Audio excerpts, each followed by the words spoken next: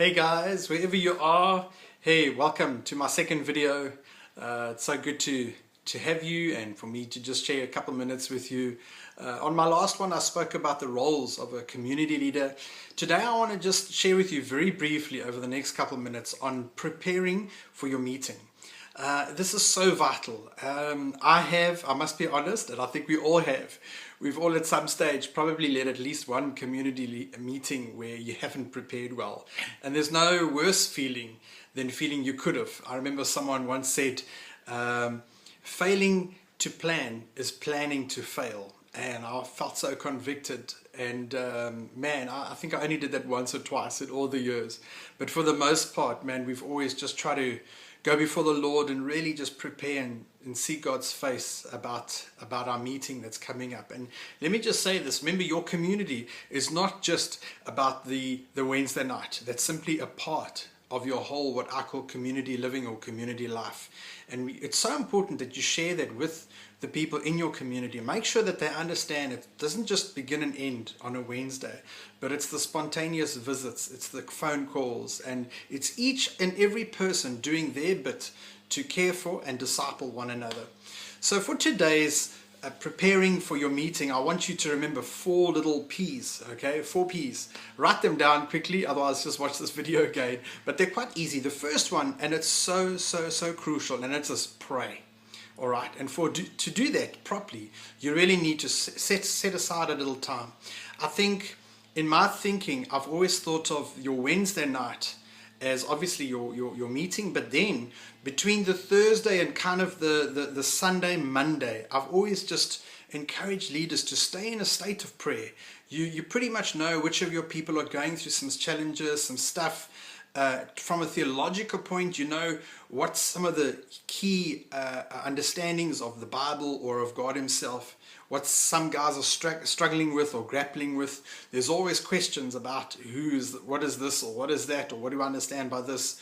But from that Wednesday up to about the Saturday, Sunday, Monday, stay in that state of prayer. Don't just wait for the Monday or the Tuesday to kind of rush into your preparation. Pray a little bit every day in the car, in between meetings, in your dinner time, after you've had dinner, kids are gone to bed. Set some time aside to pray and pray for your people by name. And you might think this is such a weird thing to remember when preparing for your meeting, but here's the thing. When you seriously begin to pray about and for your people, God will begin to show you what things to facilitate, what things to do in your next coming meetings coming up. All right, so that's the first thing. Pray. Pray for your whole group as a group and then specifically by name. The second P to remember is this, people. And I've kind of put that there because in all your planning and your preparation, always remember that what we do and who we are, it's for people.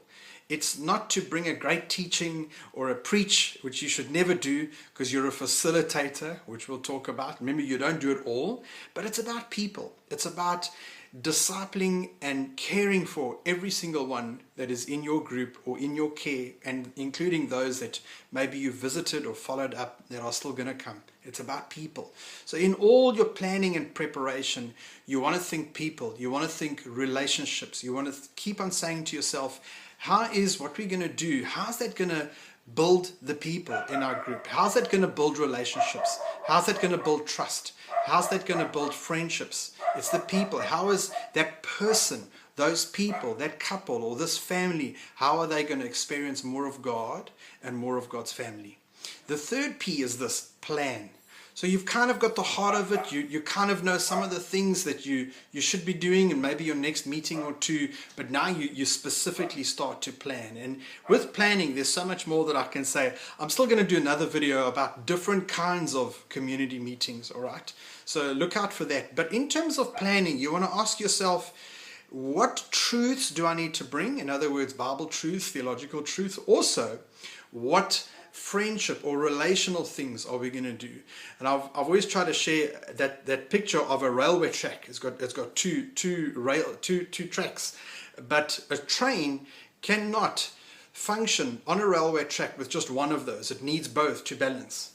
And for me, in your planning, remember this: the one track is theology or teaching, and the other track is relationships or friendships. or the people aspect. If you can somehow build those two tracks into all your meetings, you're not going to always get it right, because sometimes you just socialize, or sometimes there's a nice meaty teaching, and sometimes it's just worship. But in all these things, in your week, you should be able to look back and say, okay, I've managed to somehow build relationships with a people factor, and I've somehow managed to build theology and teaching, so people are experiencing more of God by understanding more of who and what he is. All right, then the fourth P is this, and it sounds weird, but just try and hear the heart of it. It's play.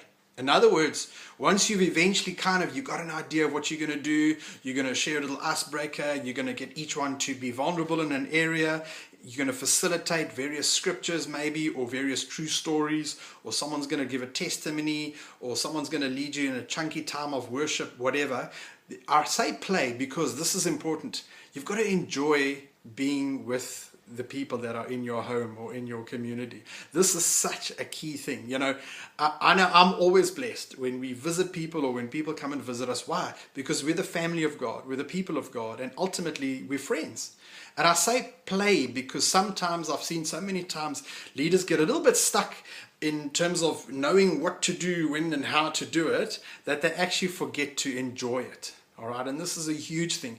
People know when you're just going through a program, do this and then do this and then we're going to do that. But if you can somehow have an easy flow in all your things that you're going to do on your meeting, people will experience you, that you're not this rigid, you know, we're going to do this right, it's time to end off or whatever. But play, in other words, enjoy it. Let them walk away saying, wow, that was such a wonderful evening of fellowship or teaching or worship. But in that all, they've seen that you have really enjoyed being with them. So remember the play. Quickly repeat all four. The first one is pray. The second one is people. Remember, it's about the people that God's entrusted you with. Third one is plan. And the fourth one is play. So God bless you guys as you prepare for your meetings, and look out for me on the next one. Cheers.